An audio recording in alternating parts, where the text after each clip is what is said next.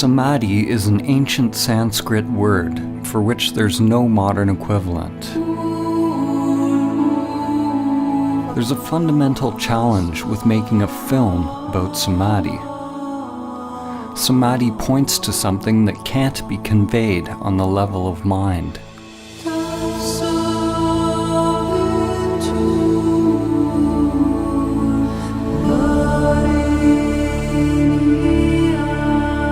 This film is simply the outer manifestation of my own inner journey. The intention is not to teach you about Samadhi or provide information for your mind, but to inspire you to directly discover your true nature.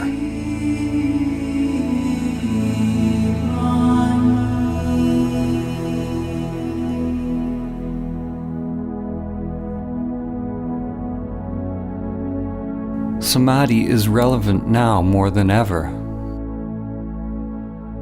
We are at a time in history where we have not only forgotten Samadhi, but we've forgotten what we forgot.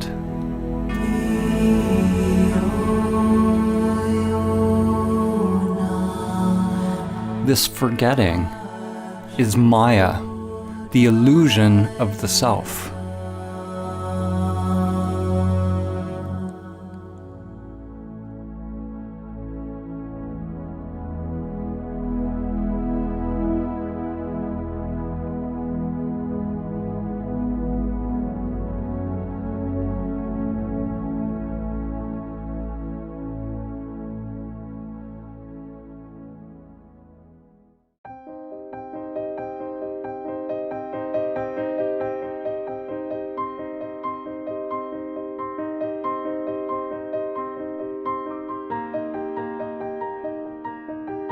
As humans, most of us live immersed in our daily lives, with little thought of who we are, why we are here, or where we're going.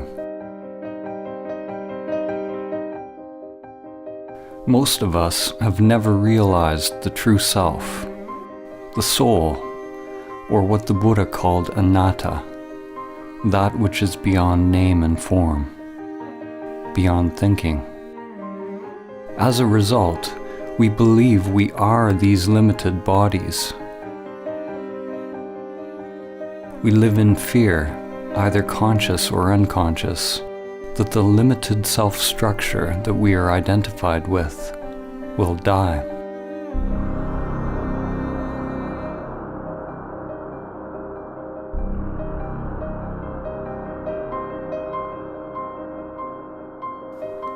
In today's world, the vast majority of people who are engaged in religious or spiritual practices, such as yoga, prayer, meditation, chanting, or any kind of ritual, are practicing techniques which are conditioned, which means they are just part of the ego construct. The seeking and the activity isn't the problem. Thinking you have found the answer in some external form is the problem. Spirituality, in its most common form, is no different than the pathological thinking that is going on everywhere. It is a further agitation of the mind, more human doing as opposed to human being. The ego construct wants more money, more power, more love, more of everything. Those on the so-called spiritual path desire to be more spiritual, more awake, more equanimous, more peaceful, more enlightened.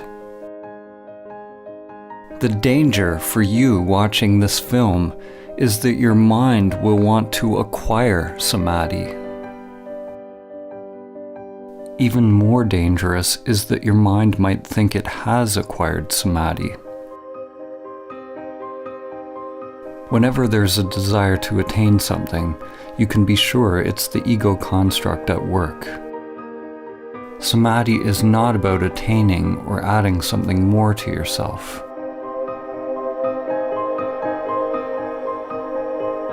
To realize Samadhi is to learn to die before you die. Life and death are like yin and yang, an inseparable continuum, endlessly unfolding with no beginning and no end. When we push away death, we also push away life. When you experience the truth directly of who you are, there's no longer any fear of life or death. We're told who we are by our society and our culture. And at the same time, we're slaves to the deeper unconscious biological craving and aversion that governs our choices.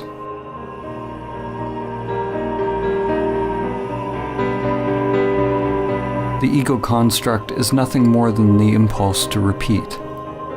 It's simply the path that energy once took, and the tendency for the energy to take that path again, whether it is positive or negative for the organism.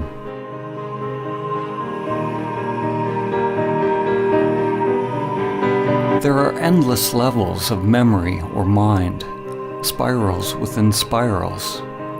When your consciousness identifies with this mind or ego construct, it ties you to social conditioning, which you could call the matrix.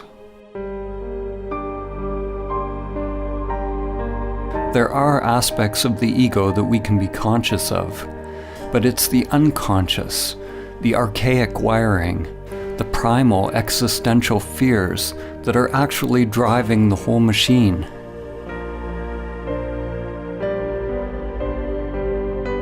Endless patterns of grasping towards pleasure and avoidance of pain are sublimated into pathological behaviors. Our work, our relationships, our beliefs, our very thoughts, and our whole way of living. Like cattle, most humans live and die in passive subjugation, feeding their lives to the matrix.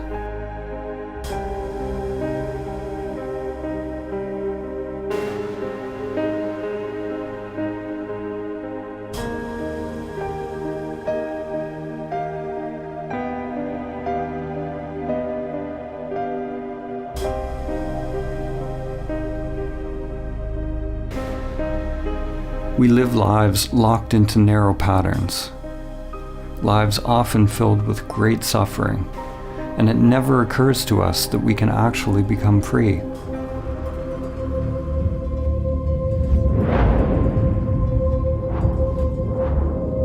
It is possible to let go of the life that has been inherited from the past,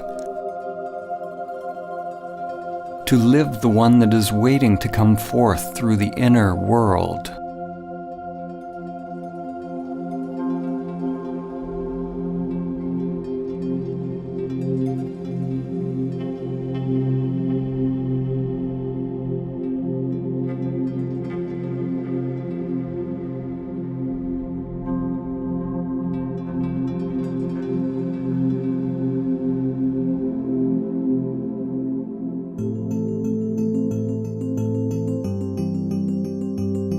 We were all born into this world with biological conditioned structures, but without self-awareness.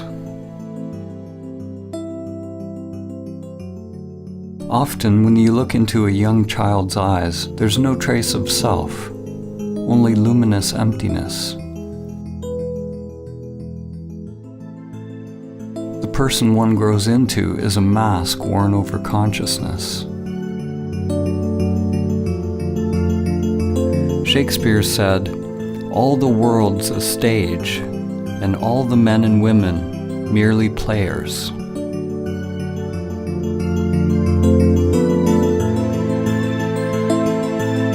In an awakened individual, consciousness shines through the personality, through the mask. When you are awake, you don't become identified with your character. You don't believe that you are the masks that you are wearing. But nor do you give up playing a role.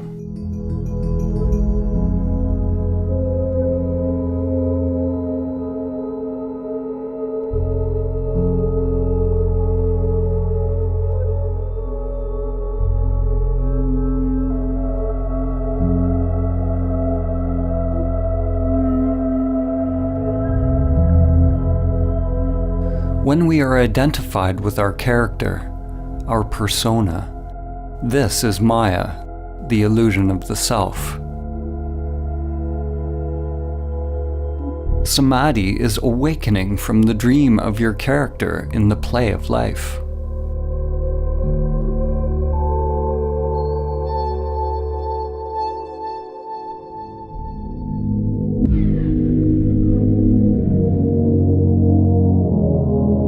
"2,400 years after Plato wrote the Republic, humanity is still making its way out of Plato's cave.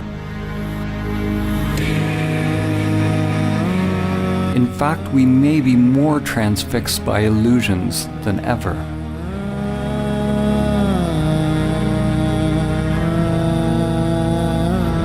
Plato had Socrates describe a group of people who lived chained in a cave all their lives, facing a blank wall.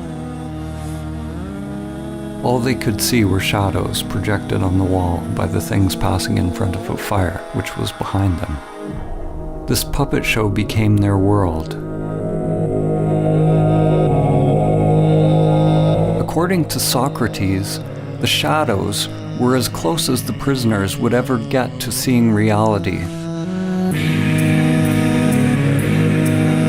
Even after being told about the outside world, they continued to believe that the shadows were all that is. Even if they suspected there was something more, they were unwilling to leave what was familiar.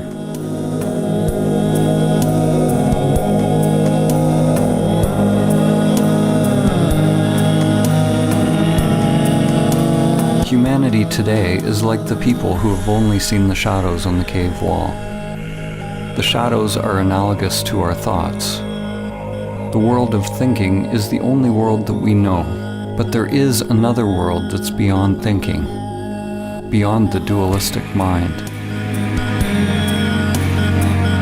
Are you willing to leave the cave? To leave all that you have known to find out the truth of who you are?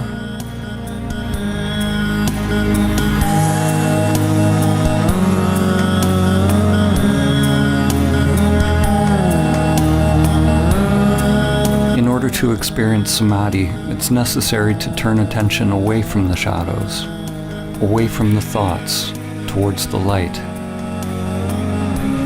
When a person is only used to darkness, then they must gradually become accustomed to the light.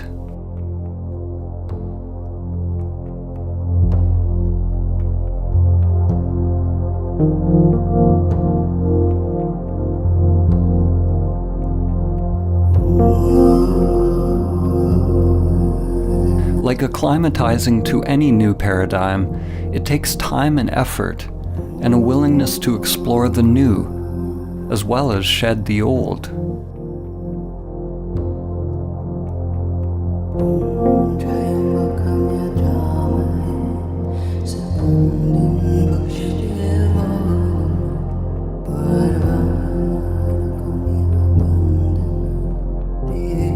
The mind can be likened to a trap for consciousness, a labyrinth or a prison.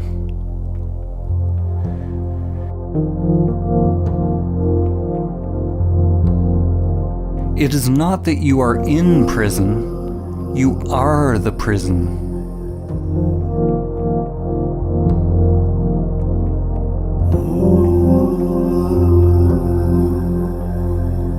The prison is an illusion.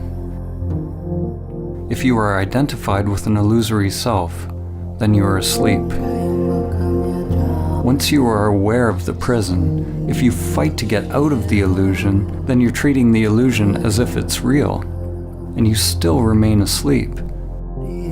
Except now the dream becomes a nightmare. You'll be chasing and running from shadows forever.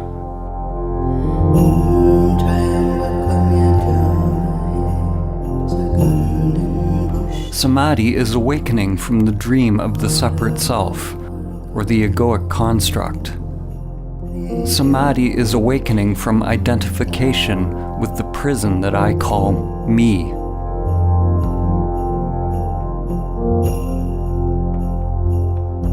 You can never actually be free because wherever you go, your prison is there.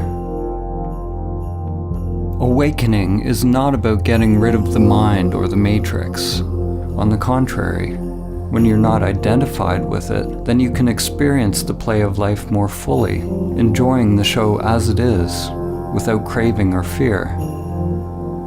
In the ancient teachings, this was called the divine game of Leela, the game of playing in duality.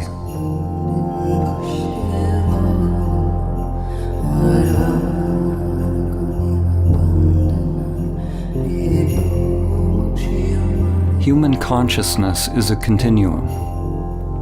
On one extreme, humans are identified with the material self. On the other extreme is Samadhi, the cessation of self. Every step we take on the continuum towards Samadhi brings less suffering.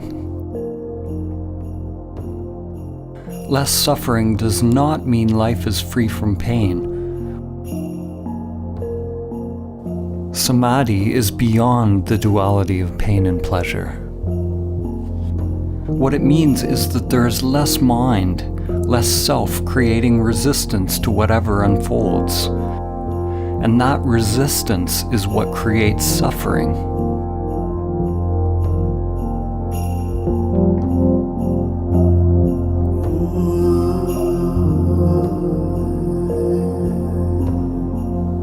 Realizing Samadhi even once allows you to see what is at the other end of the continuum, to see that there is something other than the material world and self-interest. When there is an actual cessation of the self-structure in Samadhi, there is no egoic thought, no self, no duality, yet there is still the I am, anatta, or no self. In that emptiness is the dawn of prajna, or wisdom. The understanding that the immanent self is far beyond the play of duality, beyond the entire continuum. The immanent self is timeless, unchanging, always now. Enlightenment is the merging of the primordial spiral, the ever-changing manifested world, or lotus, in which time unfolds, with your timeless being.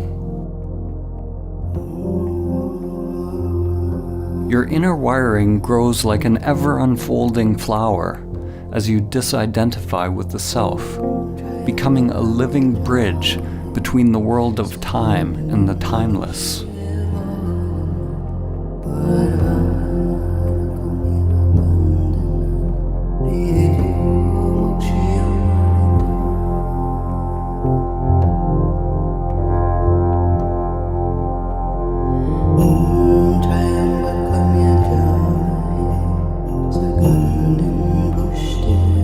Merely realizing the immanent self is only the beginning of one's path.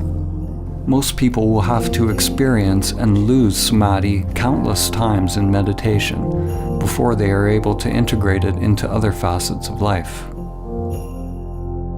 It's not unusual to have profound insights into the nature of your being during meditation or self-inquiry, only to find yourself once again falling back into old patterns, forgetting the truth of who you are.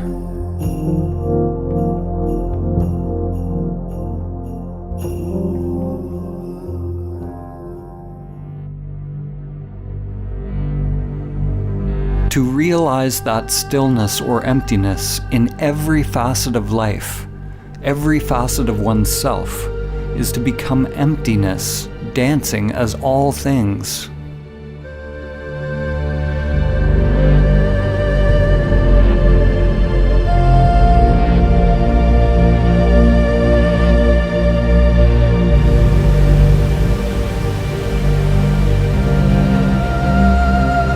Stillness is not something separate from movement. It is not opposite to movement. In Samadhi, stillness is recognized to be identical with movement. Form is identical to emptiness. this is nonsensical to the mind, because mind is the coming into being of duality.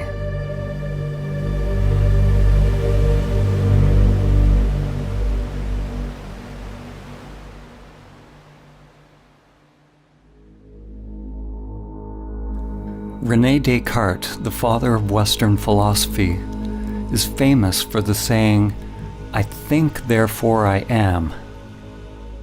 No other phrase more clearly encapsulates the fall of civilization and the full-scale identification with the shadows on the cave wall. Descartes' error, like the error of almost all humans, was the equating of fundamental being with thinking.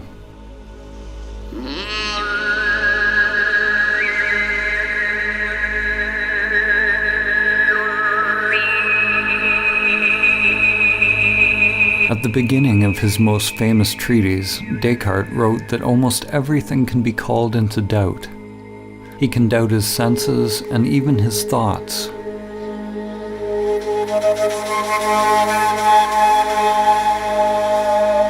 Likewise, in the Kalama Sutra, the Buddha said that in order to ascertain the truth, one must doubt all traditions, scriptures, teachings, and all the content of one's mind and senses.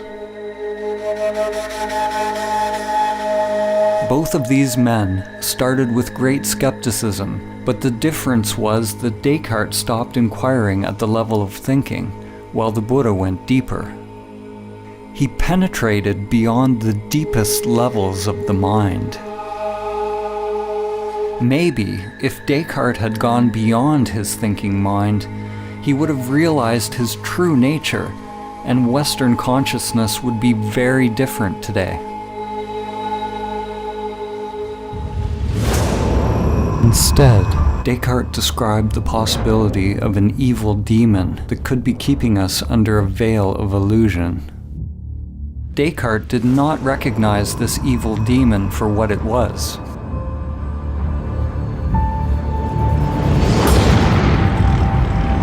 As in the movie The Matrix, we could all be hooked up to some elaborate program, feeding us an illusory dream world. In the movie, humans lived out their lives in the Matrix, while on another level they were merely batteries, feeding their life force to the machines, which used their energy for their own agenda.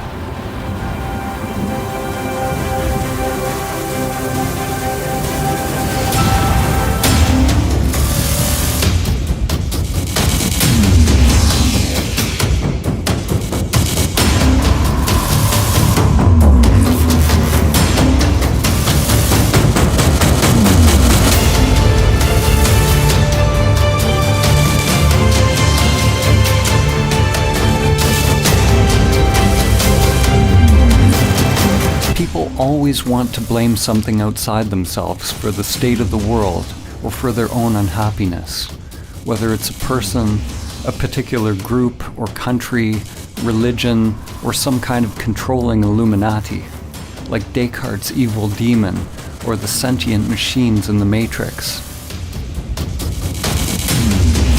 Ironically, the demon Descartes envisioned was the very thing that he defined himself by. When you realize Samadhi, it becomes clear that there is a controller. There is a machine, an evil demon leeching your life day after day. The machine is you.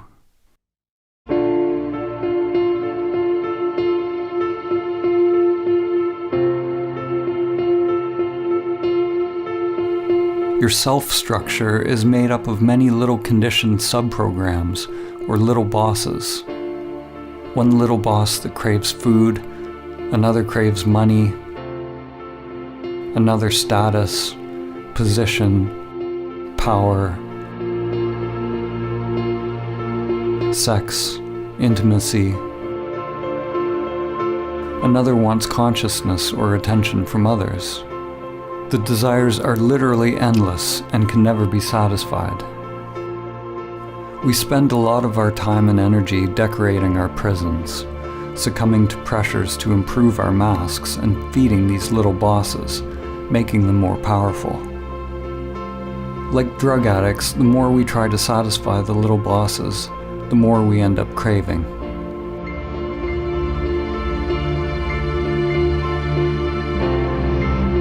The path to freedom is not self-improvement or somehow satisfying the self's agenda, but it's a dropping of the self's agenda altogether.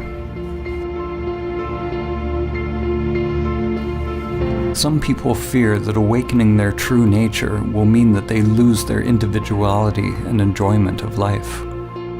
Actually, the opposite is true. The unique individuation of the soul can only be expressed when the conditioned self is overcome.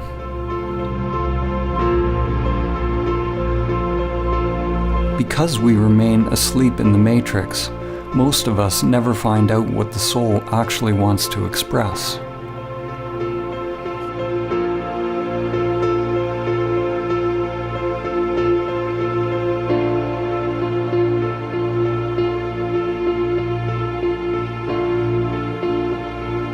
The path to Samadhi involves meditation, which is both observing the conditioned self, that which changes, and realizing your true nature, that which does not change. When you come to your still point, the source of your being, then you await further instructions without any insistence on how your outer world has to change. Not my will, but higher will be done.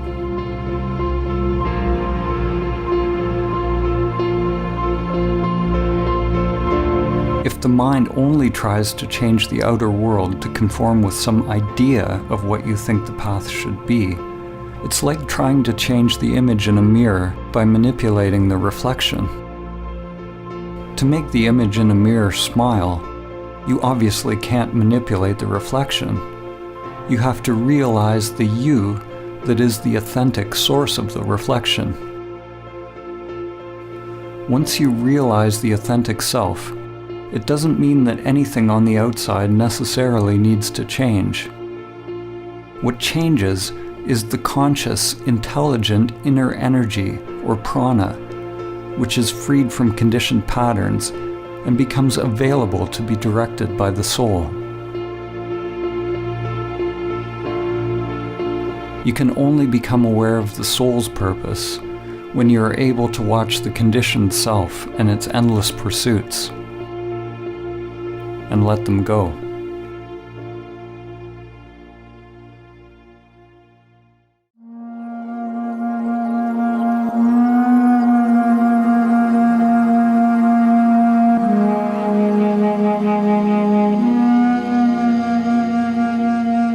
In Greek mythology, it was said that the gods condemned Sisyphus to repeat a meaningless task for all eternity.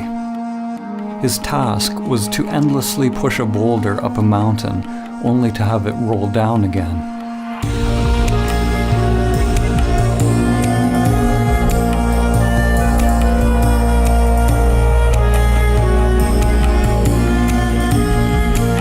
The French existentialist and Nobel Prize-winning author, Albert Camus, saw the situation of Sisyphus as a metaphor for humanity.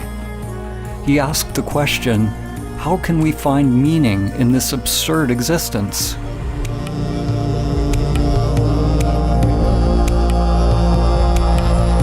As humans, we are toiling endlessly, building for a tomorrow that never arrives. And then we die.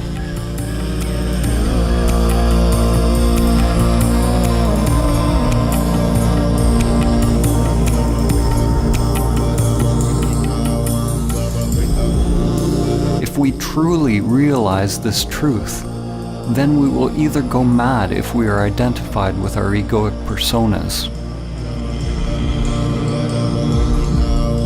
or we will awaken and become free.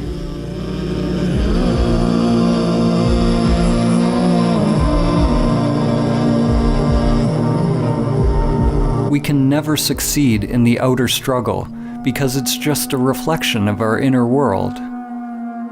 The cosmic joke, the absurdity of the situation becomes clear when there's a complete and utter failure of the egoic self to awaken through its futile pursuits.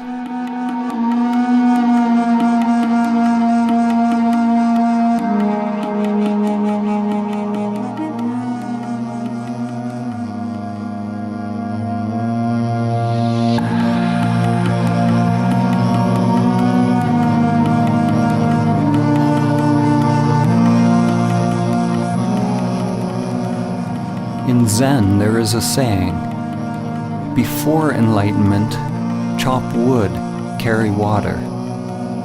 After enlightenment, chop wood, carry water.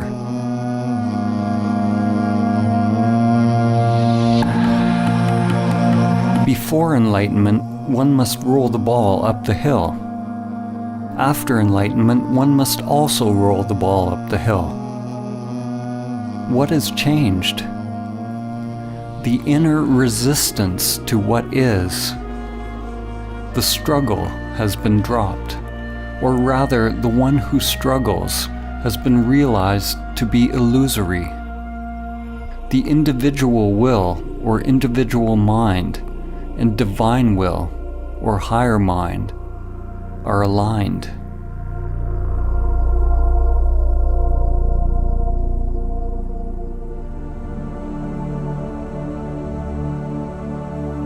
Samadhi is ultimately a dropping of all inner resistance to all changing phenomena without exception.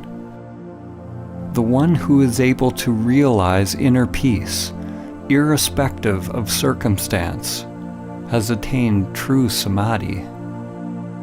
You drop resistance not because you condone one thing or another, but so that your inner freedom is not contingent on the outer. It's important to note that when we accept reality as it is, it doesn't necessarily mean that we stop taking action in the world or we become meditating pacifists. Actually, the opposite can be true. When we're free to act without being driven by unconscious motives, then it is possible to act in alignment with the Tao, with the full force of our inner energy behind us.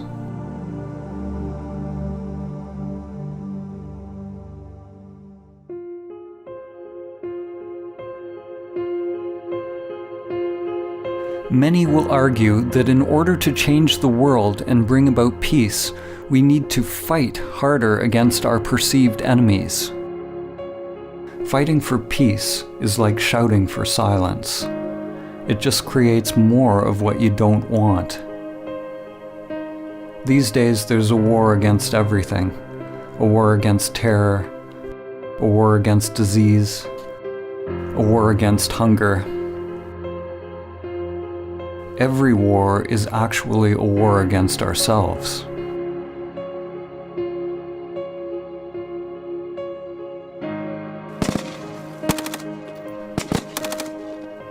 The fight is part of a collective delusion. We say that we want peace, but we continue to elect leaders who engage in war. We lie to ourselves, saying that we are for human rights, but continue to buy products made in sweatshops. We say we want clean air, but we continue to pollute.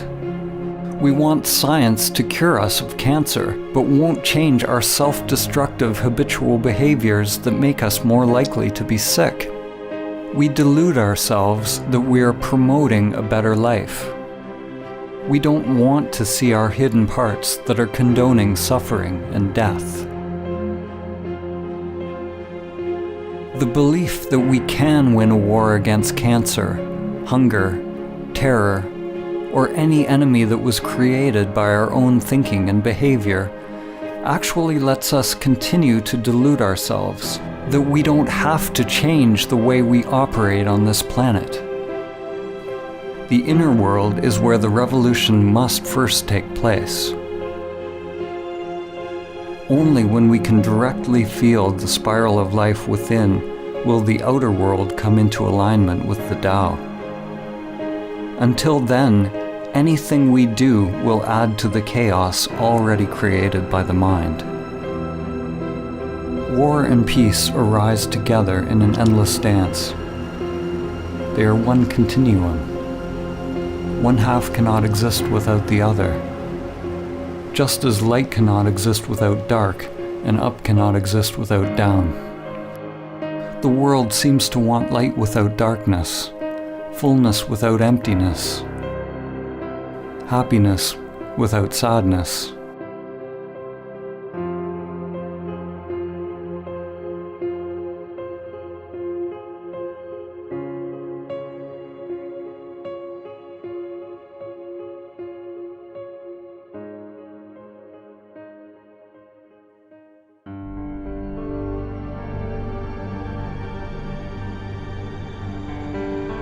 The more the mind gets involved, the more fragmented the world becomes. Every solution that comes from the egoic mind is driven by the idea that there is a problem, and the solution becomes an even greater problem than what it was trying to solve. What you resist persists.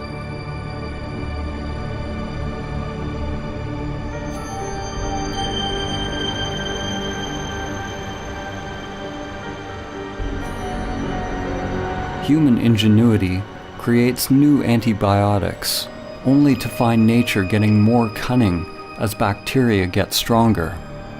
Despite our best efforts in the ongoing fight, the prevalence of cancer is actually increasing.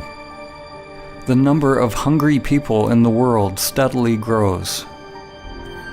The number of terrorist attacks worldwide continues to rise.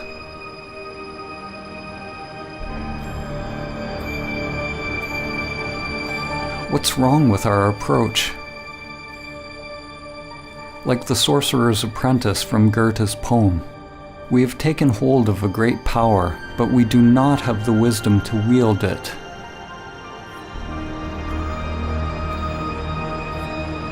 The problem is that we do not understand the tool that we are using.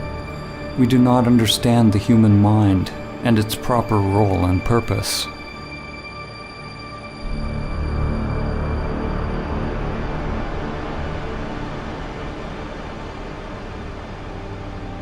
The crisis is born of the limited, conditioned way in which we think, the way we feel and experience life.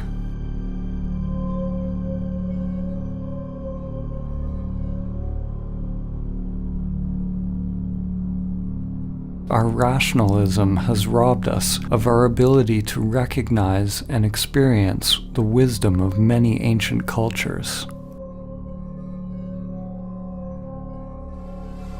Our egoic thinking has robbed us of the ability to feel the depth and profound sacredness of life, the numinosity of life, and to realize entirely different levels of consciousness, which are now almost lost to humanity.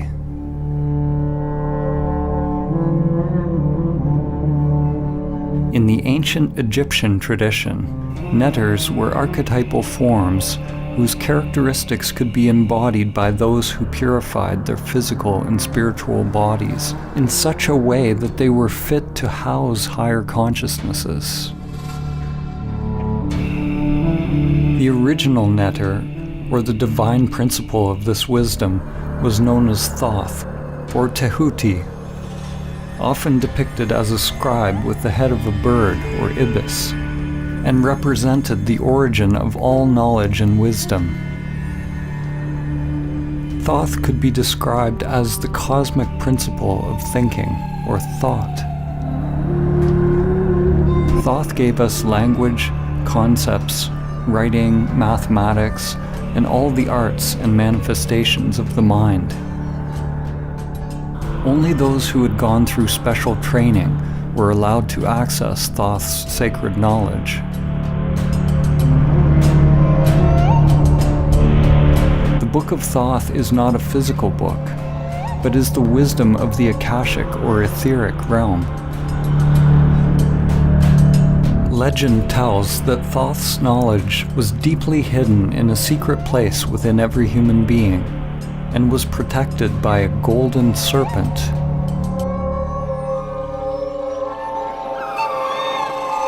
The archetypal or perennial myth of the serpent or dragon guarding a treasure is one that permeates many cultures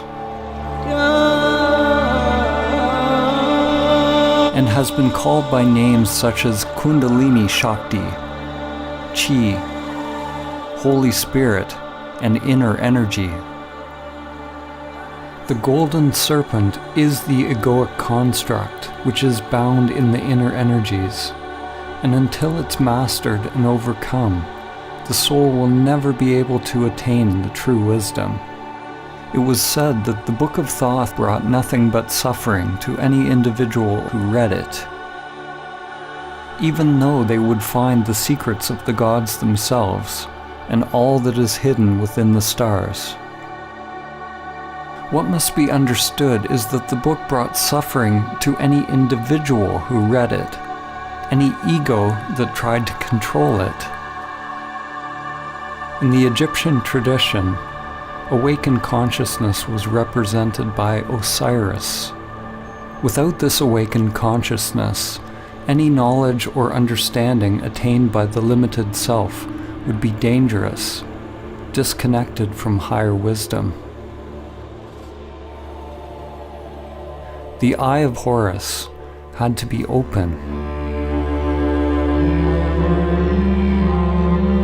The esoteric meaning that we find here is similar to the more familiar story of the fall in the Garden of Eden.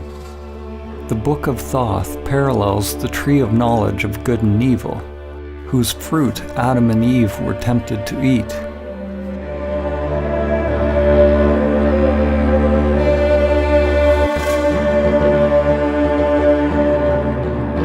Humanity, of course, has already eaten the forbidden fruit, already opened the Book of Thoth, and has been cast out of the garden.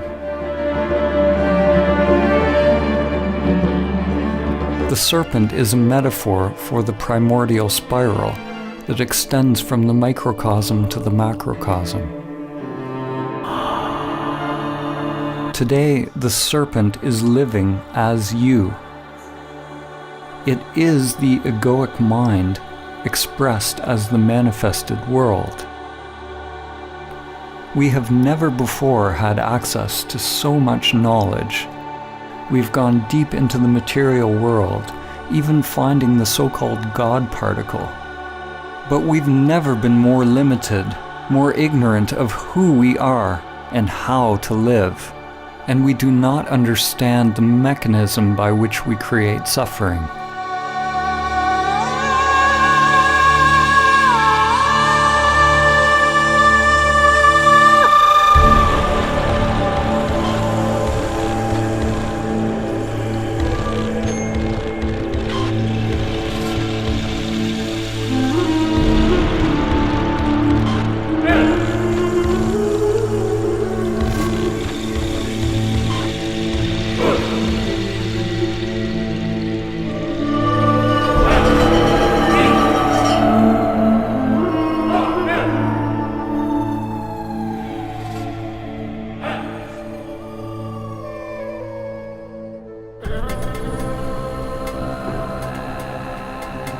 Our thinking has created the world as it is now. Whenever we label something as good or bad, or create a preference in our mind, it's due to the coming into being of egoic structures or self-interests. The solution is not to fight for peace or conquer nature, but to simply recognize the truth that the very existence of the ego structure creates duality, a split between self and other, mine and yours, man and nature, inner and outer. The ego is violence. It requires a barrier, a boundary from the other in order to be. Without the ego, there's no war against anything. There's no hubris. There's no overreaching nature to create profit. These external crises in our world reflect a serious inner crisis. We don't know who we are. We are completely identified with our egoic identities, consumed by fears, and are cut off from our true nature. Races, religions, countries, political affiliations, and any group that we belong to all reinforce our egoic identities. Almost every group that exists on the planet today wants to claim its perspective as true and correct, as we do on an individual level.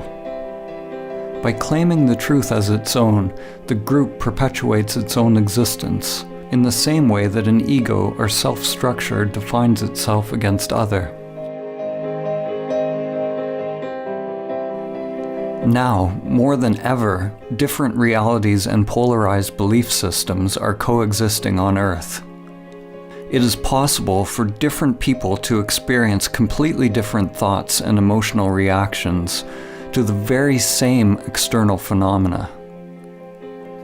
In the same way, samsara and nirvana, or heaven and hell, are two different dimensions occupying the very same world. An event that may appear apocalyptic to one person could be seen as a blessing to another. So what is becoming obvious is that your external circumstances don't have to affect your inner world in any particular way. To realize Samadhi is to become a self-propelled wheel, to become autonomous, a universe unto oneself. Your experience of life is not contingent on changing phenomena. An analogy can be made with Metatron's cube. Metatron is mentioned in various ancient Christian, Islamic, and Jewish texts, and is archetypally related to the Egyptian Neter Thoth, as well as Hermes Trismegistus of Greece. Metatron is intimately connected with the Tetragrammaton. The Tetragrammaton is the fundamental geometric pattern, the template or primordial emanation of physical reality, which has been called the Word of God or the Logos. Here we see a two-dimensional representation of the figure, but if you look a certain way, you see a 3D cube. When you see the cube, nothing has changed in the figure, but your mind has added a new dimension to your seeing. Dimensionality, or one's perspective, is simply a matter of becoming habituated to a new way of perceiving the world. Upon realizing Samadhi, we become free of perspective, or free to create new perspectives, because there's no self invested in or attached to a particular viewpoint.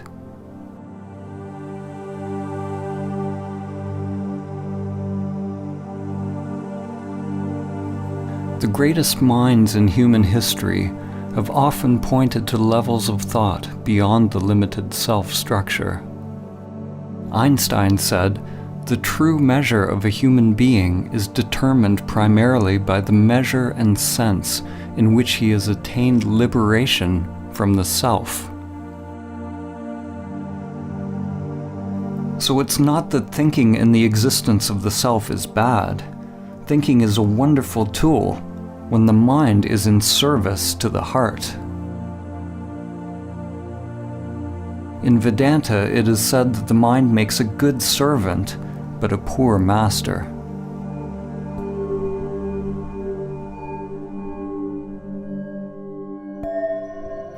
The ego perpetually filters reality through language and labels, and is constantly judging, preferring one thing over another.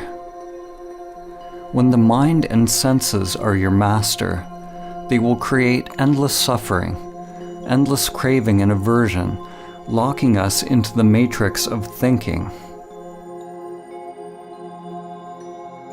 If you want to realize Samadhi, do not judge your thoughts as good or bad, but find out who you are prior to thought, prior to the senses. When all labels are dropped, then it is possible to see things as they are.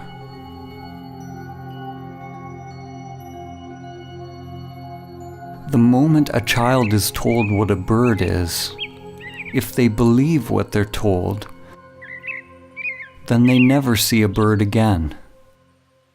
They only see their thoughts.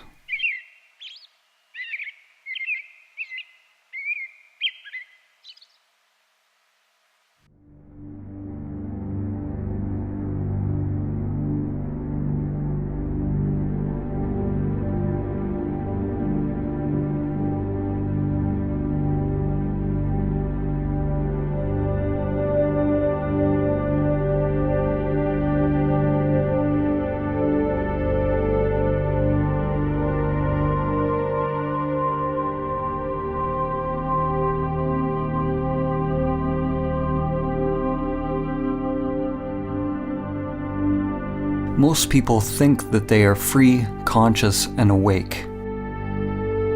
But if you believe you are already awake, then why would you do the difficult work to attain what you believe you already have? Before it becomes possible to awaken, it is necessary to accept that you are asleep, living in the matrix. Examine your life honestly without lying to yourself. Are you able to stop your robotic, repetitive life patterns if you want to? Can you stop seeking pleasure and avoiding pain? Are you addicted to certain foods, activities, or pastimes? Are you constantly judging, blaming, criticizing yourself and others? Does your mind incessantly seek out stimulus, or are you completely fulfilled just being in silence? Do you react to how people think about you? Are you seeking approval and positive reinforcement? Do you somehow sabotage situations in your life? Most people will experience their lives the same way today as they will tomorrow, and a year from now, and 10 years from now. When you begin to observe your robot-like nature, you become more awake. You begin to recognize the depth of the problem. You are completely and utterly asleep, lost in a dream. Like the inhabitants of Plato's cave, most who hear this truth will not be willing or capable of changing their lives because they are attached to their familiar patterns. We go to great lengths justifying our patterns, burying our heads in the sand rather than facing the truth. We want our saviors, but we are not willing to get up on the cross ourselves. What are you willing to pay to be free? Realize that if you change your inner world, you must be prepared to change the outer life. Your old structure and your old identity must become the dead soil out of which new growth comes.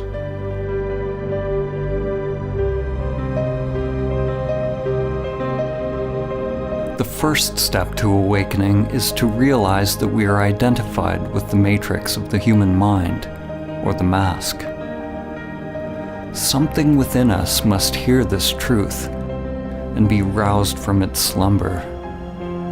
There's a part of you, something timeless, that has always known the truth.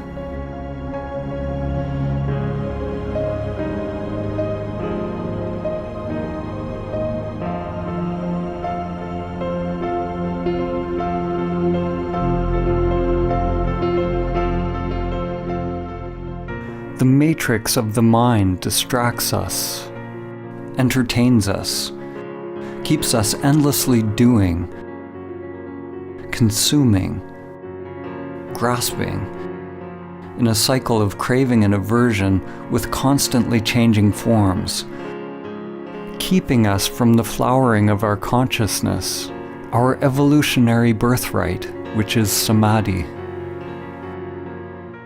Pathological thinking is what passes for normal life.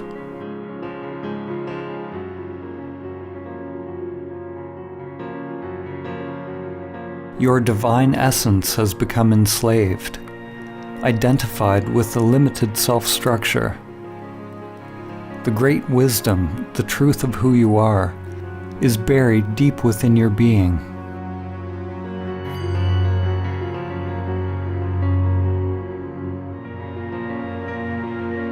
J. Krishnamurti said, "It is no measure of one's health to be well adjusted to a profoundly sick society."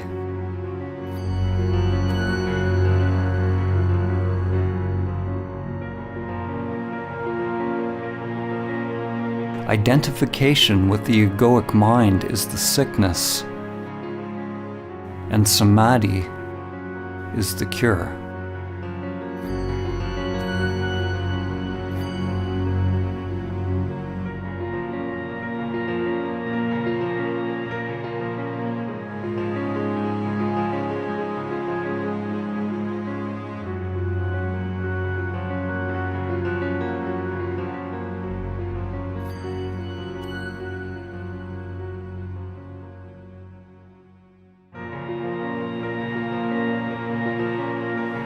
The saints, sages, and awakened beings throughout history have all learned the wisdom of self-surrender.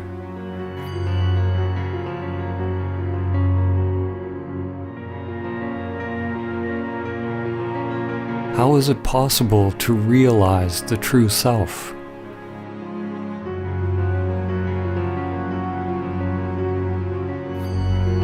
When you peer through the veil of Maya and let go of the illusory self, what is left?